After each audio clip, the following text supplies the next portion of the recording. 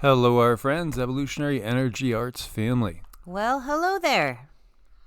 So, what we're watching here is a tweet about a dam collapse. And let me show you the headline as we jump over here.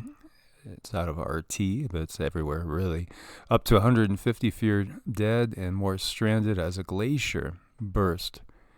And that sparked a massive flood in northern India. At the moment, there's 30 people that they say are trapped right now and in the middle of rescue operations. Now, you're feeling, from what you got about this. Right. Well, we were feeling that there was something bigger going on behind the scenes, more of an earth change, and this is just a small indicator for a much bigger something that's going on behind the scenes. This is just a symptom of something quite large going on, and it does feel global and it feels very large.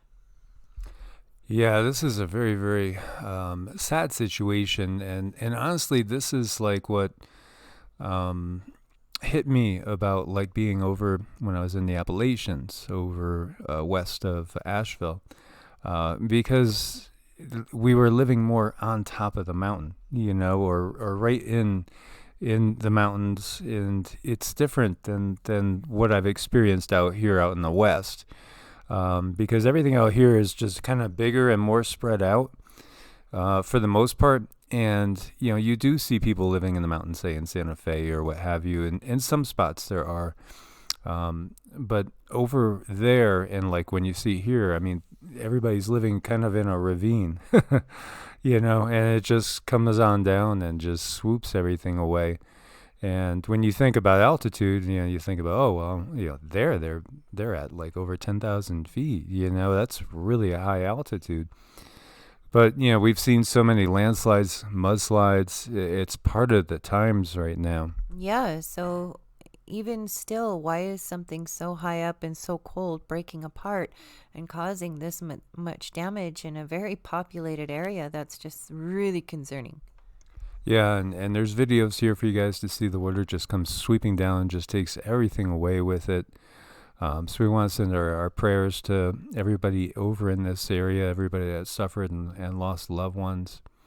And we send our prayers and energy that those that could possibly be rescued be rescued. Oh, absolutely. Please, you guys, we've learned on this channel, especially with you guys, that we can make a difference with our energy.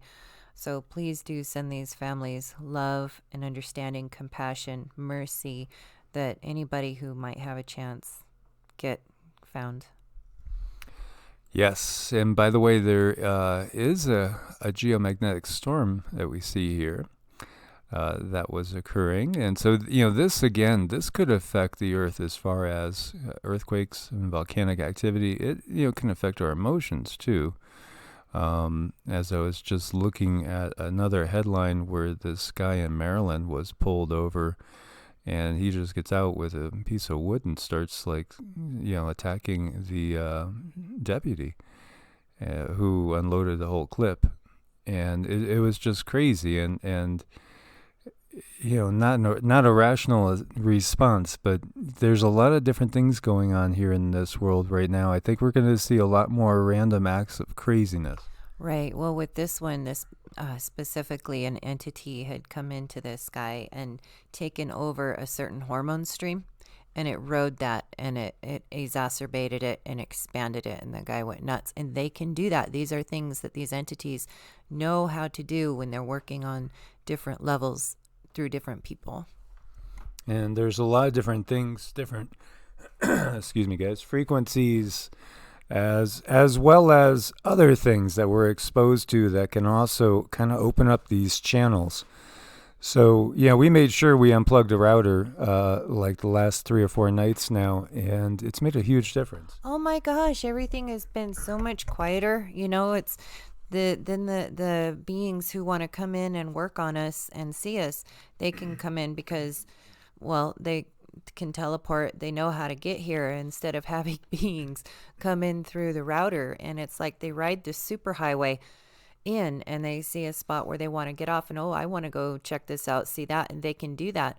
It's just that we can't even fathom these things because we've never been taught about them or educated as far as what the the EMFs can do and how they can get different entities into your environment. Yeah, most definitely. This is an unusual, unusual probably to most people to think in terms of this, but it's real, and there are so many entities around us all the time, as we've been saying. So we see a shallow 6.3 hits near the coast of Papua New Guinea, and the depth was 6.2 miles, standard 10-kilometer depth. And, fortunately, nobody was injured with this one. And then we have a 6.1 just to the north over in Mindanao, Philippines, with some follow-up quakes as well, some aftershocks there. And this one is at a depth of 40 kilometers, according to EMSC, 24.8 miles as well. Now this one, we're going to see what the damage is going to end up looking like, if there is some severe damage or not. And we could take a look over here. They're showing a 6.3 for that one, and then the other one they're showing a 6.0. One of the things I noticed that struck me as super curious today was that there was only 3 quakes west of Tonopah. Now, since, that's been over a year. It's been probably almost 18 months since I've seen only 3 quakes, because it's been a swarm. So that just makes me wonder and watch. Now, we do see a little bit more farther west. There's like 5 of them over there by Mammoth Lakes.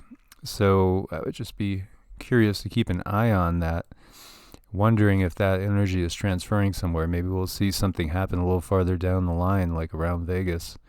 So keep an eye on that. They're still swarming at China Lake, although it's relatively low. I think there was around 29 quakes down there when I had looked. And I've been seeing quakes around here, right on this border, and this is all a fracking zone. And, as far as safe areas, I think this is one of the safest areas in here if they didn't do all the fracking they did. So again, they know what they're doing as far as making the safe areas not so safe, and same thing with Oklahoma. Right now it's a little bit quieter than it has been. There's just 2 quakes, as you see. There's been quite a bit of swarming going on north of Oklahoma City. Quiet right now at the moment. But with the KP index having gone up to 5, we could still have some more unrest coming in. And here we see some more activity, and this is at Seismosopochnoi. Seismosopochnoi. You try that one. Semisopochnoi. Yes, that sounds good. So, some satellite imagery shows a small ash deposit to the north of the North Cerebus crater. And so no eruption yet, but, again, we'll keep an eye on it. You still have Strombolian activity going on at Etna in Italy. And we have a Saharan dust plume, which is moving over Europe. And this does happen. We saw this last year happen. As you see it come on in and just swoop on up. Yep, there it goes, just taking everything over like a big blob. Look at some of the photos. Yeah, and look at that. That looks like just red.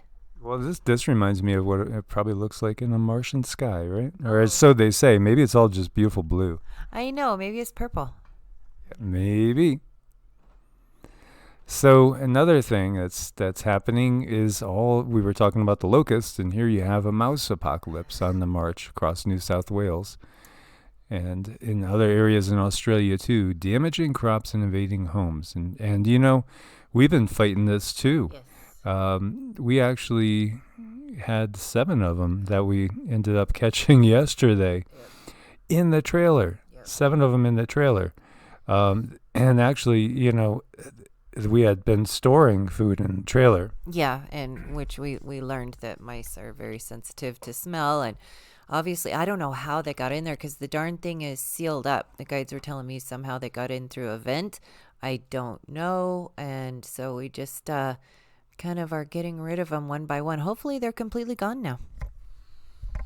Yeah, we hope so. Oh man, it's just, one thing after another. Now we have a mouse apocalypse. Yes.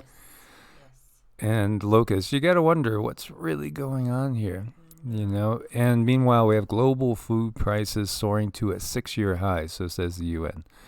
And that's really just to be expected when you get down to it. Yeah, that's slowly creeping upon us. Yeah, world food prices rose in January for the 8th consecutive month, led by cereals, vegetable oils, and sugar, according to a report by the Food and Agricultural Organization of the UN. Said its food price index marked a 4.3% increase from December, reaching its highest level since July 2014. The index tracks monthly changes in the international prices of commodity-traded foods, and cereal price index showed a sharp 7.1% monthly increase, led by global surge in the price of maize, the crop North Americans call corn. Maize prices spiked 11.2%, are now 42.3% above their January 2020 level. Think about that. 42.3% ahead of last year, year over year. That's a huge increase. Huge. Reflecting increasingly tight global supply amid substantial purchases by China and lower than expected production and stock estimates in the United States, as well as temporary suspension of exports from Argentina.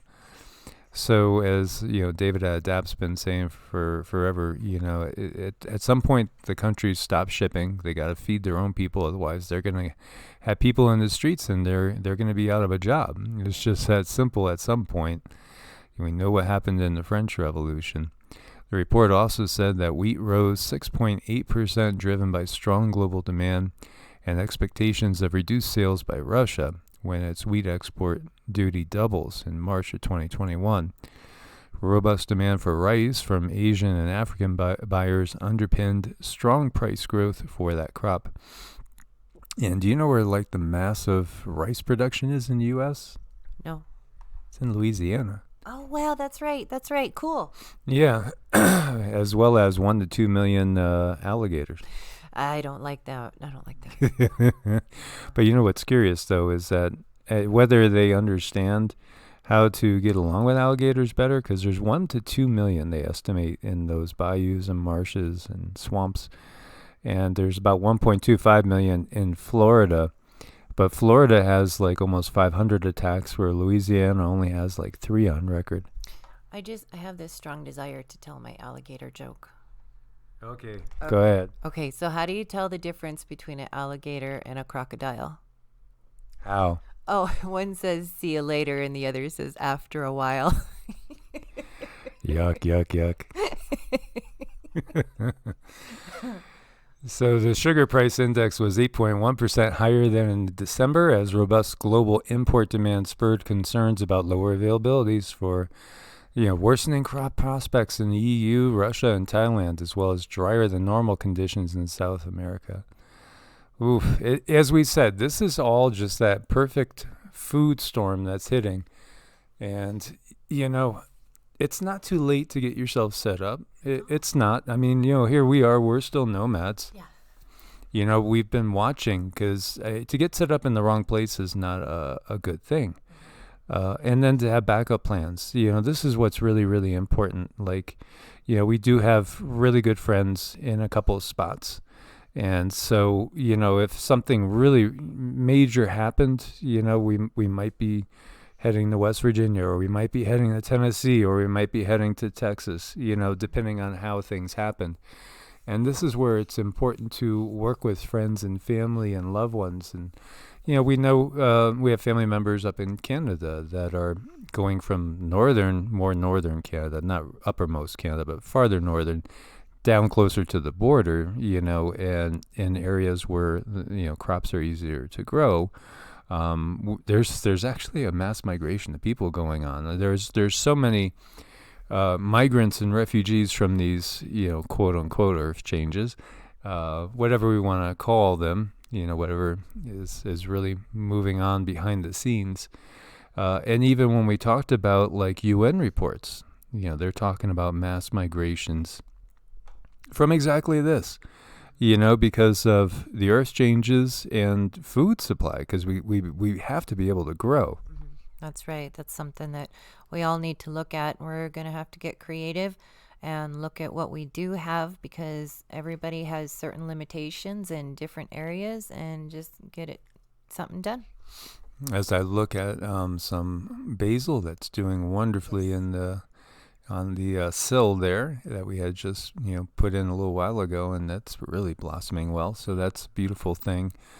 And we've been doing our intermittent fasting on a regular basis. Actually, I'm tossing the idea right now of an every other day fast. Last night, I fasted about 26, 27 hours, somewhere in that range, which is like cake, and actually it starts to feel normal. But see, one of the things I was getting to last night is that the food supply is what's the word? I don't want to say the P word.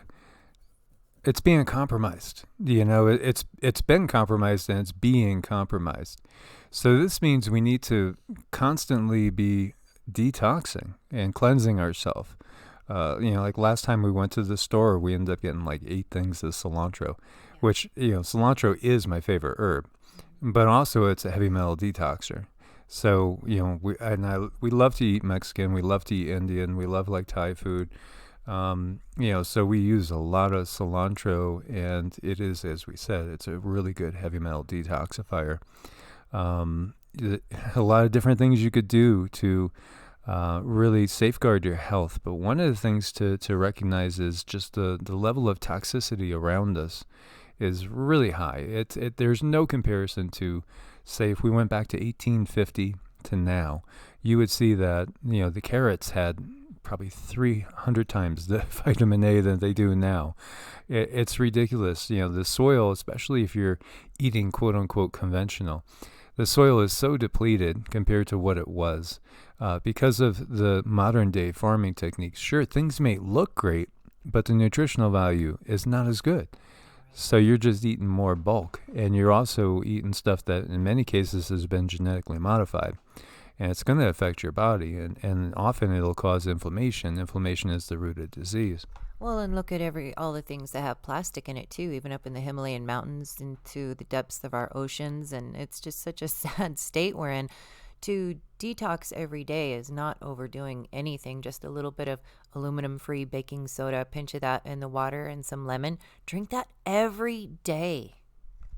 Yeah, there's a lot of different things we've talked about in the past too, and we'll get into it. Maybe we'll upload some videos from Evolutionary that talked about this, as we have shared with you guys too. Like, they've refused to even look at recertifying Evolutionary since they demonized it back on May 2nd of 2020. It's still technically under review, quote unquote, as they stifle the views on this channel too. This is all part of the obvious moving into the let's just say the OWN and do things backwards. Yeah, that's cute. I'll just call it the silencing. Yes.